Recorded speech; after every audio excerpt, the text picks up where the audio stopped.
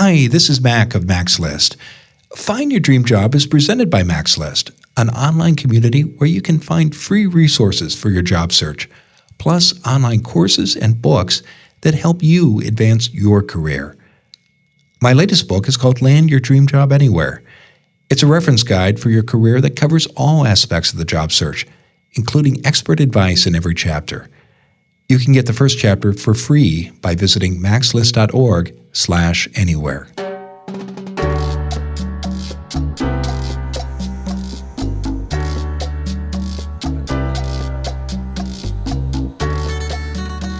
This is Find Your Dream Job, the podcast that helps you get hired, have the career you want, and make a difference in life. I'm Mac Pritchard, your host and publisher of Mac's List. I'm joined by my co-hosts, Leela O'Hara and Jessica Black from the Mac's List team. This week, we're talking about how to stand out as an intern.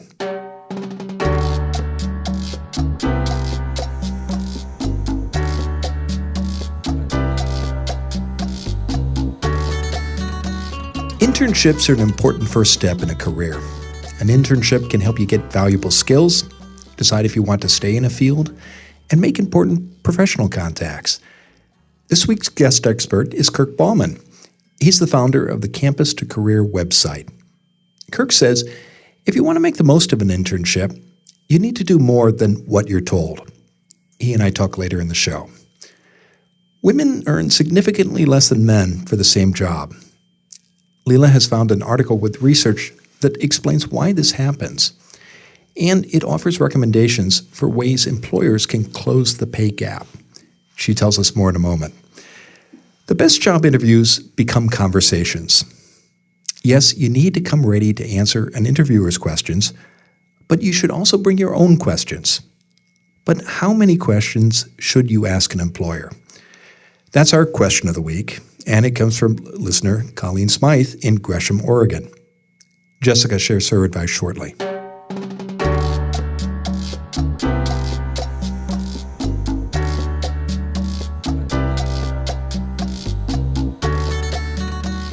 As always, let's start by checking with the Mac's List team, and Leela is first up. As always, you've spent that last week poking around the internet, haven't you, looking for those websites, books, and other tools people can use. What have you uncovered this week, Leela? Yes, well, I found a very interesting article this week from 538, and it takes a deep dive into the issue of equal pay. The article is called "The Pay Gap is Way Too Entrenched to be Solved by Women Alone." Yeah, I agree. So Equal Pay Day, which falls next year on April 2nd, 2019, this marks the day that estimates how far into the year women have to work to earn a salary equal to what men earned the previous year.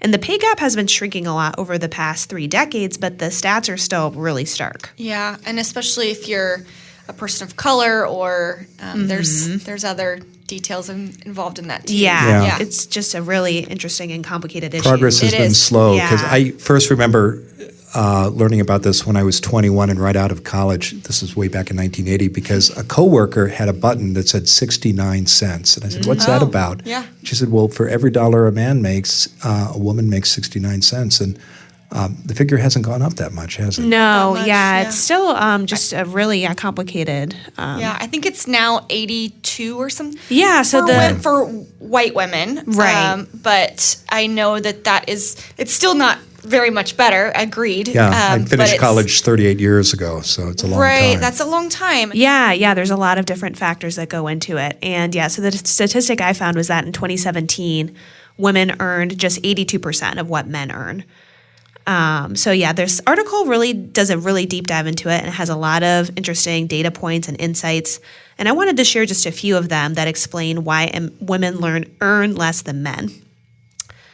With some research conducted by Francine Blau, who's a Cornell professor, she found that 62% of the pay gap can be attributed to measured factors, which are stats like your occupation, your industry, or your experience level. There's another 30% of the equation that's a lot harder to measure. Blau notes that this percentage may come down to factors you can't measure, like discrimination, which you can't really put a statistic behind or track because, people don't really report that kind of thing. Yeah, and it's biased and it's different for every person and how it comes out and all of that. It's hard to track. Exactly. So that's kind of what makes it so complicated. But I also found it really interesting that women are more likely than men to work in the types of occupations that pay the least. The helping type of jobs that get paid the least. Exactly. So this is everything from working as a maid, maybe you're a restaurant hostess, maybe you're a food prep worker, or if you're working as a cashier, those are all typically very low wage positions. Or even like caregiver positions. Yeah. Or like young child development, like teachers oftentimes, and especially like daycare workers and anything that's like from the home but caring for either children or elderly or whatever are not paid very well either. And you would think that that's like the most important area that should be getting paid the most, but it's often seen as like just a soft position that doesn't need to be paid that much. I definitely agree with you. And one key finding from the article that I wanted to share here, so this is a quote, what connects these disparate solutions for the remaining pay gap is that they all require private companies to change their cultures and management systems, either voluntarily or through legislation. That shifts the emphasis and responsibility for fixing the pay gap from individual women to their employers. Yeah, like it has to be a societal shift, not just individuals. And like Mac was saying, people have been fighting for this for, way longer than you've even been alive, Mac. It's been since the and everyone knows I'm ancient. Yeah. No, I meant the only boomer in the room. That's okay. I just mean the early 1900s. Like with the women's suffrage movement and things like that. It's been happening for over 100 years and probably longer than that. And we're still having to fight and fight and fight all the time. And so I think it can't just be people demanding a change. It has to be a societal shift that everybody is engaged with at the same time. Yeah, definitely. I think that's a really important note. And I think that everyone listening should read this article or just seek out other information on the equal pay day and the gender pay gap. It's not just an issue for women, because if you're looking for a job, you really need to know what a fair salary for your industry and your occupation is, and really make sure you're on the same page as your future employer. Because while employers do have to change their policies to make equal pay a reality, it's also up to us job seekers to really be educated about what's a fair salary range for our skills. Yeah. And I know we've talked about this on the podcast before. I think a couple of episodes ago with Lauren McGoodwin, talking about transparency, pay transparency within just as a whole. Like everybody, it should be more normalized to talk about those types of things and make it known so that there is less discrepancy between people's pay, but also especially for women to talk with other women about what they're getting paid. And Lauren McGoodwin made a great point about talking to men as well that are doing the same type of work and being able to find out about the pay discrepancies that way, because oftentimes there's not enough knowledge about who's getting paid what, because there is such a stigma about talking about those types of things. But if there's just more conversations around it, I think that is a good step in the right direction. Yeah, I definitely agree. Just talking to everyone you can about what's a fair salary. Yeah, I do think it's important for people to be good at salary negotiation and be comfortable talking about money. And you're right, Jessica, that there's a stigma. People are often within families or among coworkers uncomfortable discussing finances. Yeah. But the more comfortable you are and the better you are at negotiation, the better you're going to do in the long run. But I really like your point that you pulled out, Leila, about how there's no mystery here. There are business practices that companies are following that can be changed. There's no mysterious black box. There are rules and procedures that contribute to this pay gap. And so if companies are serious about changing this, they may not be able to close the gap 100%, but they can make significant progress in doing so.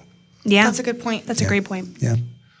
Well, thank you both, and thank you, Leila, for that excellent resource. If you've got a resource you'd like to see Leila share on the show, email her. Her address is leila@maxlist.org. Now let's turn to you, our listeners, and Jessica Black is digging deep into the Maxless mailbag, which gets bigger every week. You're hearing from a lot of people now, aren't you? I have been hearing from a lot of people. It's been great, so keep on sending them. Okay, yeah, good. Well, what question did you pluck from the bag this week, Jessica? Yeah, I have a question from Colleen Smyth in Gresham, Oregon, which is just east of Portland here. And she says, I know it's important to ask the hiring manager good questions in an interview. How many questions do you think is appropriate? In my last interview, I felt like I was asking too many questions and the interviewer was getting annoyed.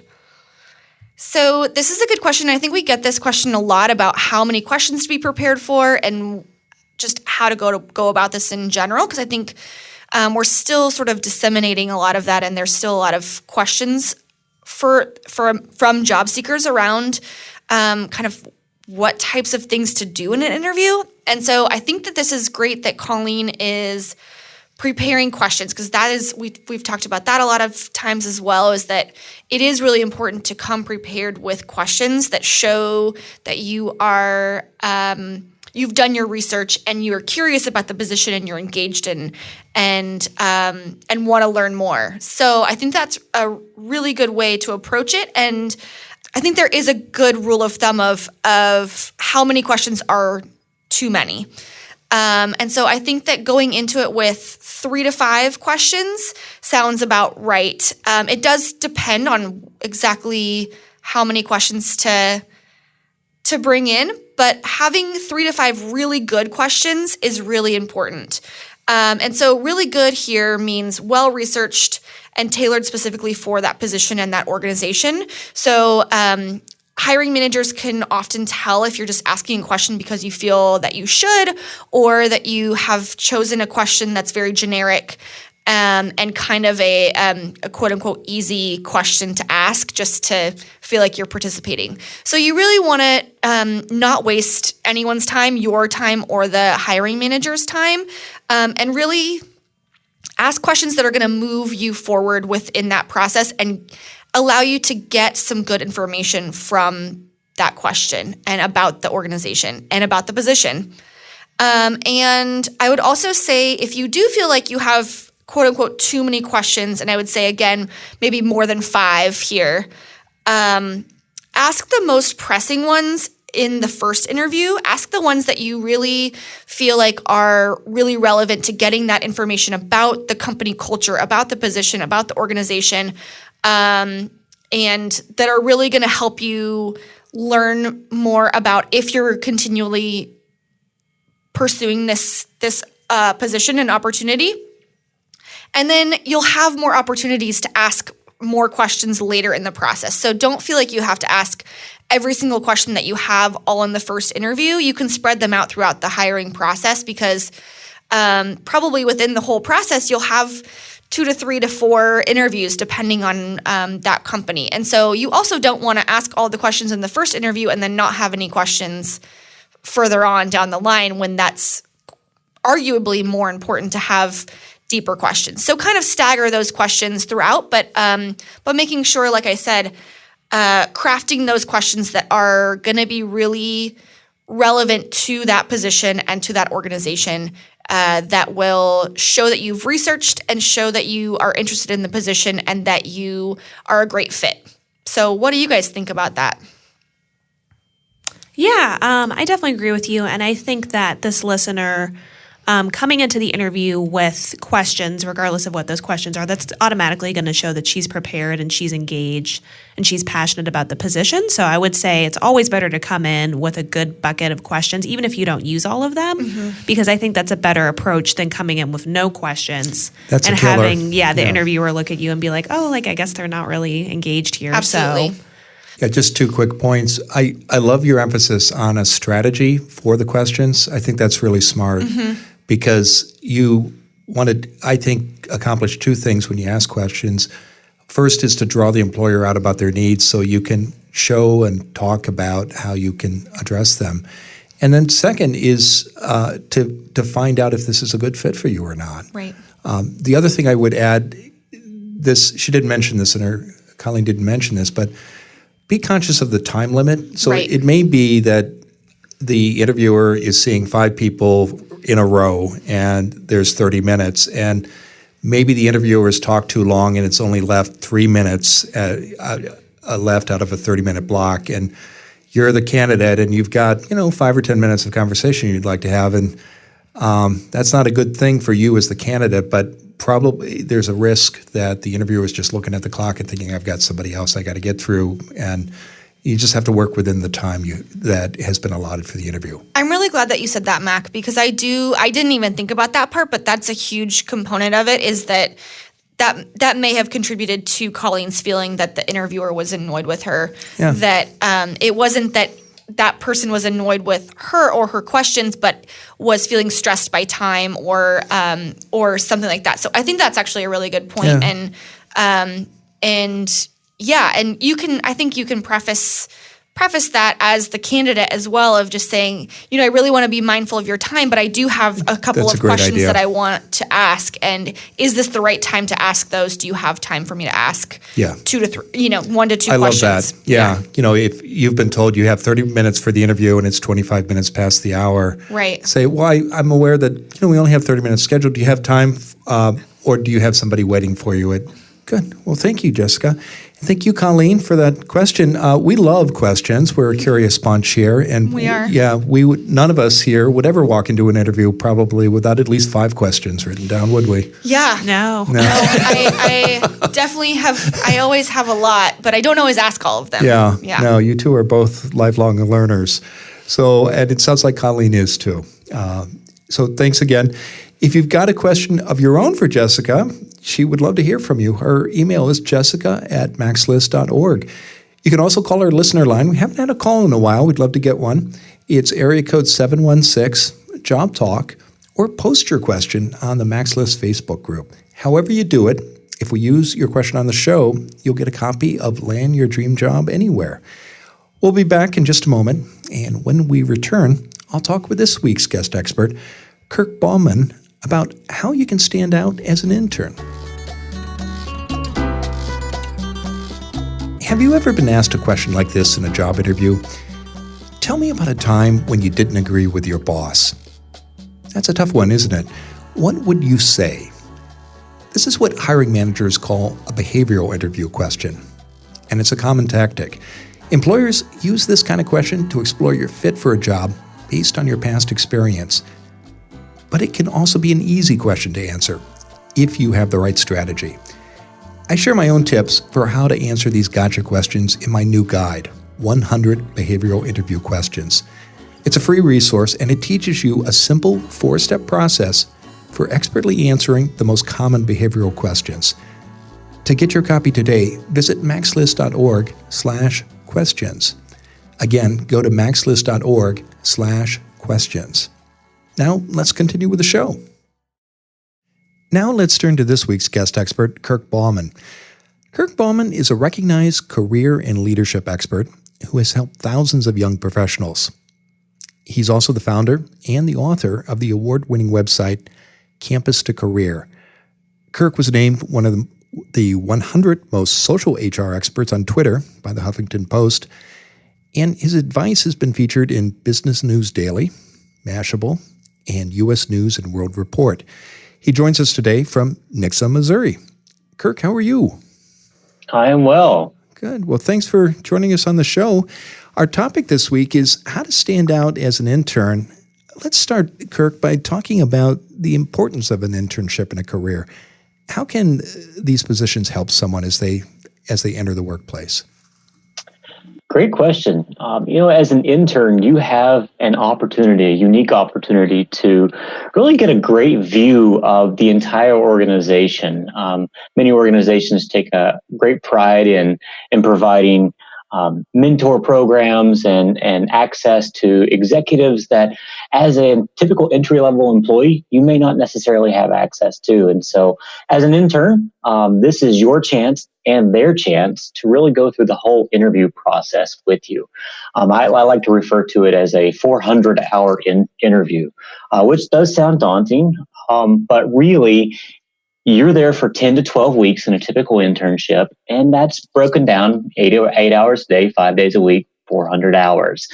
So that entire time, they're testing you out, and you're getting a great look inside the company inside the operations to the things that you may be interested in pursuing later down the road.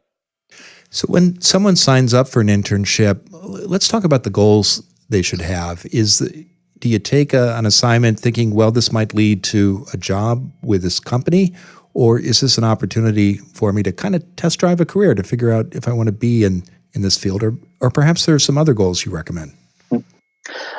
I believe that it's both. So definitely an opportunity to test drive the company and even the specific job. So maybe the company is wonderful, but the job is something that you're just not sure of at the moment. And so it gives you a chance to test the waters without making a full-time commitment.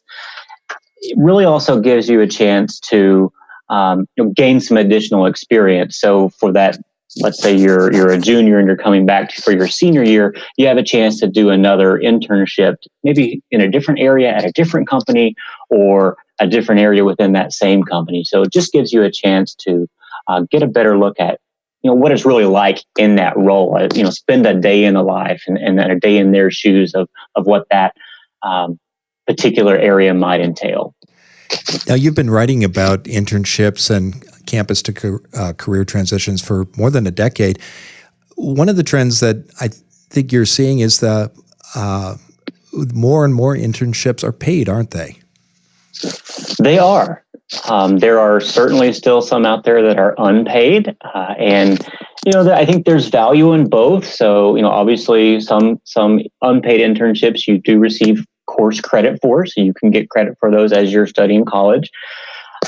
And for me, it's a personal choice on whether it's paid or unpaid. And it was. I took several unpaid internships while I was in college and just took it as an opportunity to learn and, again, test the waters and kind of figure out, is this something I want to do full time for the next 20 to 30 years?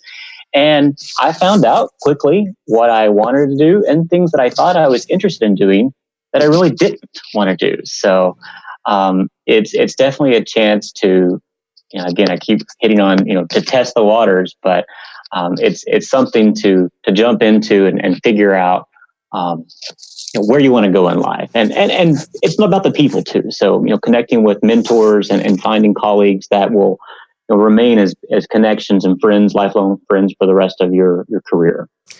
And Kirk, another trend I know that is more and more common is many college graduates are considering and taking paid internships for their first year after graduation, aren't they? They are. I'm seeing internships that are extended beyond your traditional time frame of a junior-senior time frame. So, again, it gives you a chance to really continue that conversation. It may be a third time this particular individual is in the company, so it gives another access to maybe a different set of managers or a different area of focus, and again, just gives some, just adds a more robust experience, a more well-rounded individual at the end of that internship. Which that's the goal of an internship, is to gain experience. Everybody wants to hire someone with experience, but as a college graduate, you just don't have much, and so that's what internships are built for: is to provide that look inside, that opportunity to contribute to a real world issue or challenge that the company is trying to solve for, and through that to gain experience. So whenever they graduate, they do have something that they can put on a resume and they can speak to intelligently in an interview, things like that. So those are some of the goals that students should consider when planning applications for internships and the benefits when they have those experiences. But let's talk about the application process, Kirk, because I know you've written about this and you, in your work, have seen students make a number of common errors when applying for internships. Can you tell us about those basic mistakes that people should avoid? Sure. Yeah. So basic mistakes don't seem that all that basic to some folks. So simple things as typos, those types of things are picked up. You are typically going to have your resume or your application reviewed by first a robot. So it's not looking for spelling errors, but it is looking for basic qualifications. So do you meet the minimum qualifications for this position? And that's something that is typically lacking. It depends on the individual and their experience, but for the most part, we see a lot of repetitive things, your job responsibilities. And it's great that you're responsible for things at your job, but what did you actually accomplish? What did you achieve? Did you increase sales by 10% or 110%? Those types of numbers and percentages, that's the meat. That's the meat and potatoes of the resume, and to the application. I would say some things to also be mindful of. Again, simple thing is your email address. Students who are using your .edu email address, that may or may not continue after you graduate. So for most colleges, or at least it used to be this way, about 6 months after you graduated, your email died and you no longer had access to your, Kirk at something.edu. So I would really encourage students, anyone, to get go to Gmail, get a Gmail address, and do your first name last name, or your first name middle initial, something that's easy and to remember. No cutesy emails like hot lips for you 25 at gmail.com. We see some really interesting. I imagine you do. Some cute emails as well, but keep it simple. That's also a great way to be remembered. Is your email address was easy to remember. You don't have to think about, well, was there a number in there? Was there, those types of things. And again, focus on the experience and the accomplishment gained. And some of those things don't actually happen through a traditional job. It may be experience and things that you've achieved as maybe the president of a, honor society, or your fraternity, or your sorority on campus, or your academic club that you're a part of. So those types of things, don't forget those, because that does equate to experience. And also things like athletics. As an athlete, I see athletes leave this off their resume a lot because they're thinking, well, they want a business, they want the business stuff. We want to know, are you an athlete? And if so, what's your role on the team? Because we know anyone who's played in any type of sports knows that there's an incredible amount of dedication and commitment that's required of an applicant, of an athlete. They can play as a team, but also as an individual leading that team. And it just takes a little extra. They're doing all of this plus going to school, plus maybe even doing a full-time or a part-time job. So it shows that they have some flexibility, some time management skills, some prioritization skills, those types of things that, again, factor into that internship or that full-time job. Okay. Excellent advice. Now let's talk about what happens after someone accepts an internship and the things that an intern can do to stand out during that assignment. I know one of the challenges that you've written about on your website is that some interns think that employers believe you need to know everything about a job, but that's not true, is it, Kirk? Yeah. So as an intern, or even just as a brand new hire for the company, never assume that you're supposed to know everything on the first day of work. I personally made this mistake and have done this a couple of times throughout my career, that, again, hired into the position, felt that I was hired for a reason, that I was able and confident and competent to do the job. And so I didn't ask a lot of questions and made some decisions that could have been huge mistakes that would have cost the company time and money and resources, and in the end could have cost me my job. And, so I would say, be curious, ask questions, reach out to others. If you don't really understand what it is you've been asked to do, or what that project looks like, ask for clarification. There are no silly or stupid questions. The ones that are silly are the ones that are never asked. So, just ask for clarification, and be curious. That curiosity, that extends into, beyond your current job. Think about your interns that are working with you on your current team, as well as other interns, other employees of the company. Reach out, ask them what they do, and how it all connects to what the overall company's goals are. Ask them what drives them as people. What are they passionate about? Taking a true interest in people will get you a long way in this world, and truly listening can make you a really valuable team player. So again, never assume, Always ask questions. If you need clarification, please ask for it. You have a lot of flexibility and leeway when it comes, especially as a brand new person to the team, intern or otherwise. So take advantage of that and ask. And one of the other benefits of doing that, Kirk, is it gets you out of your cubicle, doesn't it? And allows you to make connections and build relationships across the company, doesn't it? It does. And in this day and age, it's not necessarily what you know or who you know, it's who knows you. You'd be surprised as get down to the final interviews or the final process, and somebody that's part of that process says, "Oh yeah, I met him or I met her. They made this impression on me. I think we should hire them."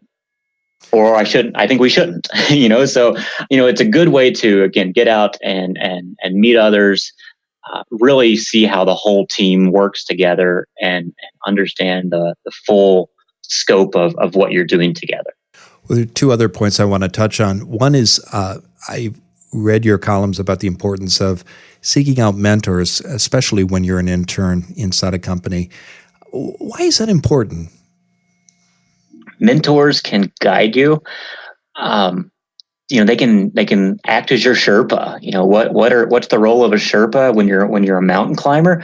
The role of the Sherpa is to guide you past the perils of the mountain, so you're not up on Everest whenever it's going to have a snowstorm come through. And without mentorship, without guidance, you can die. And whether that's your career dying or you yourself, in that analogy, mentors can really help you jump over those stumbling blocks that maybe you would encounter otherwise.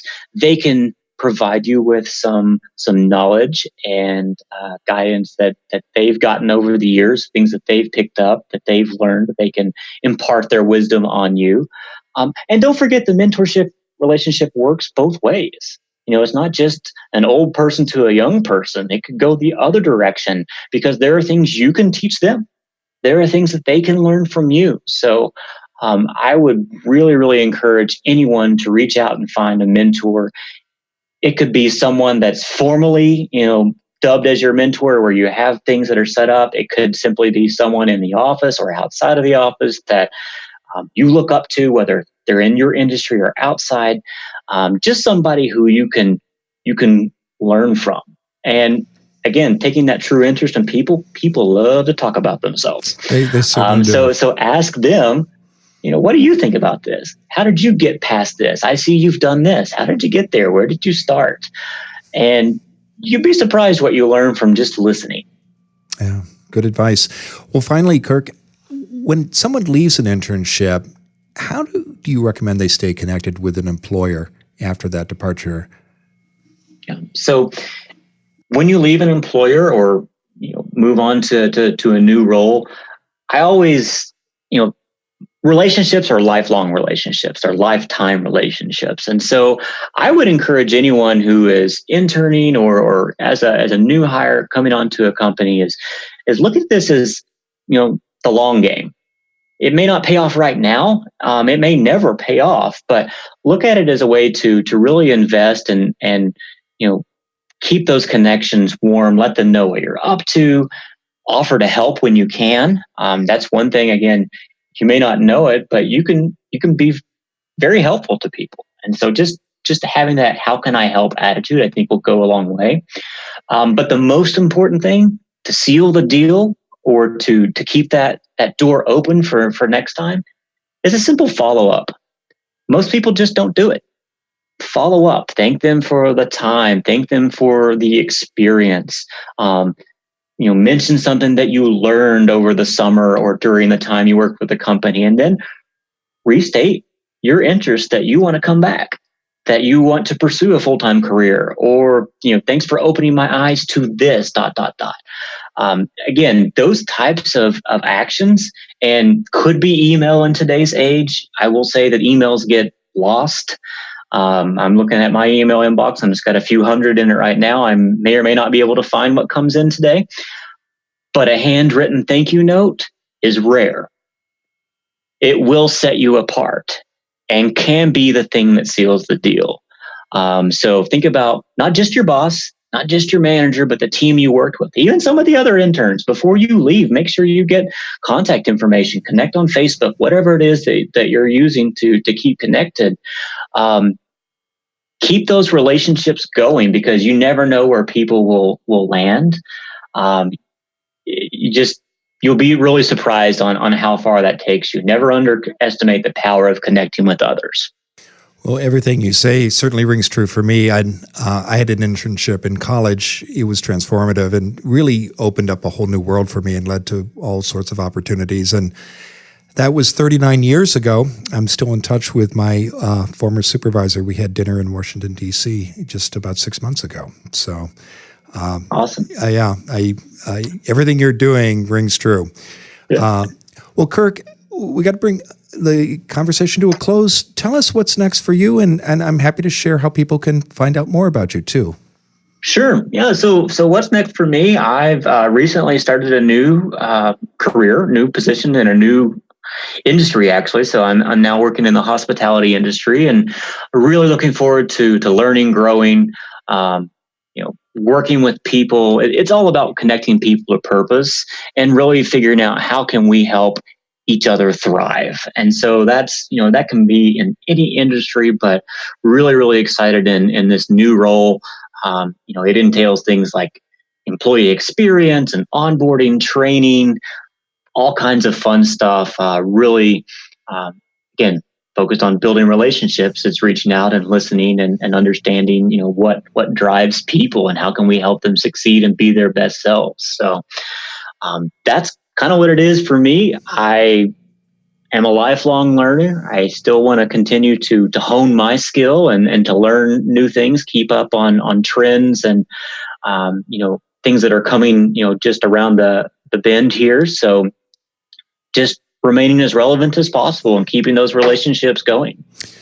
Well, terrific. And I know you continue to publish at campustocareer.com. We'll include the URL for your website in the show notes. And you also encourage people, Kirk, to connect with you directly on LinkedIn, and they can find you at Kirk Baumann. So I hope our listeners will follow up on that. Yeah. Kirk, thanks for being on the show this week. Thank you, Mac. I appreciate it. Take care. Take care.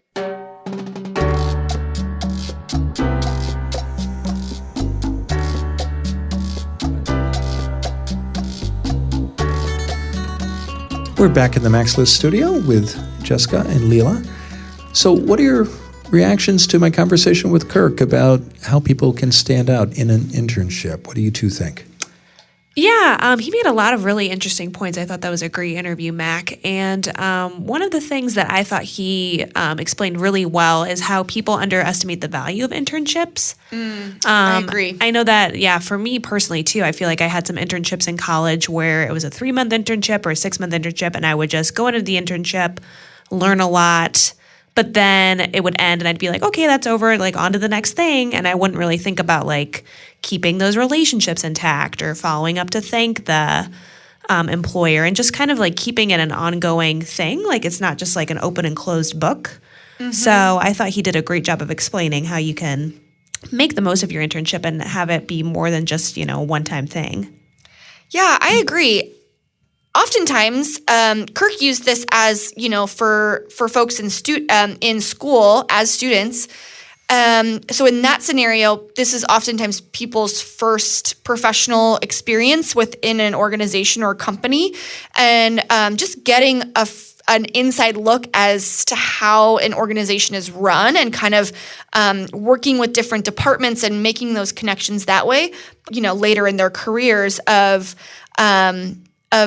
being able to take it very seriously, know what to look for to be able to grow your career skills and those relationships. I like your point, Jessica, about mid-career internships. Sometimes they're called fellowships. Sure. Or they can be part of an academic program that you might return to, say you're getting a master's degree in your 30s or 40s.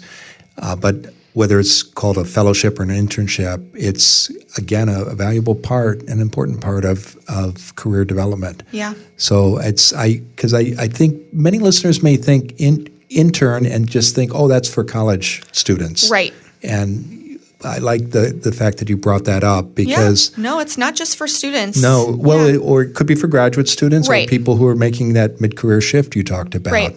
But it's, again, a chance to road test a field and find out if that's what you want to do. I would also add, this didn't come up directly in the conversation, but increasingly in the last few years when I talk to employers, so many of them are using internship programs, particularly with college students, as a way to identify people they want to hire for entry-level positions. So they might have 2 or 3 interns during the course of a year and invite one back after graduation.